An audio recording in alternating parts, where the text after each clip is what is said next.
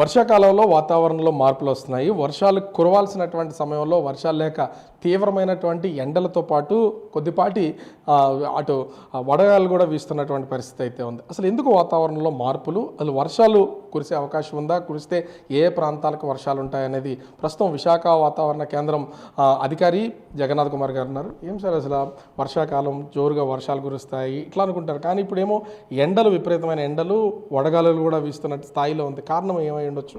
ఒకటి, మాన్సూన్లో ట్రాన్సిషన్స్ అంటారండి. రకరకాలైన పరిస్థితులు ఉంటాయి మాన్సూన్లో కూడా. మాన్సూన్ అన్న 122 రోజులు అంటే 122 రోజులు వర్షాలు కురవు.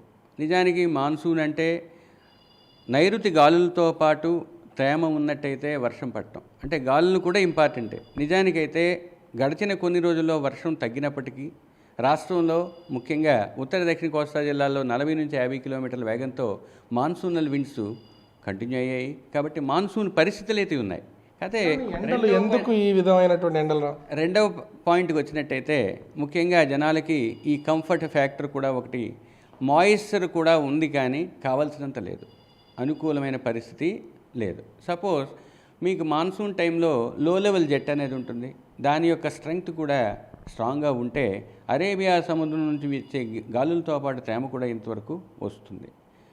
ఆ లో లెవెల్ జెట్తో పాటు మిగతా సెమీ పర్మనెంట్ సిస్టమ్స్ కూడా అనుకూలంగా ఉండాలి. నిజానికైతే దేశం మొత్తం మీద సెంట్రల్ ఇండియాలో కోర్ మాన్సూన్ జోన్లో వర్షాలు బాగానే పడుతున్నాయి. మన రాష్ట్రంలో కూడా పడుతున్నప్పటికీ విస్తారంగా లేకపోవటం వలన ఇటువంటి పరిస్థితి పరిణమించింది.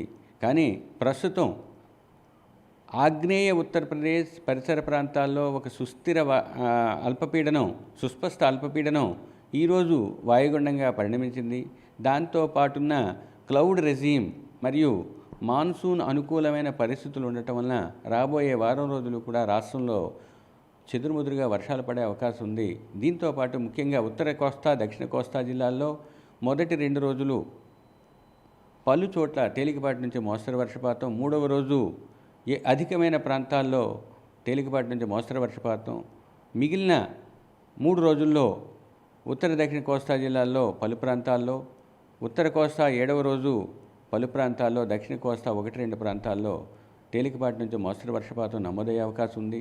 మరియు అక్కడక్కడ ఈ ఎండ కూడా ఉండటం వలన సంవహన పరిస్థితులకి కావలసిన పరిస్థితులు ఉండటం వలన రాష్ట్రంలో ఉత్తర దక్షిణ కోస్తా జిల్లాల్లో 1-2 చోట్ల ఉరుములు మెరుపులతో కూడిన వర్షం కూడా పడే అవకాశం ఉంది. అంటే ఈ ఎండలు ఇంకా ఎండలతో పాటుగా ఉక్కపోత అనేది ఇంకా ఎన్ని రోజులు కంటిన్యూ అయ్యే అవకాశం ఉంది?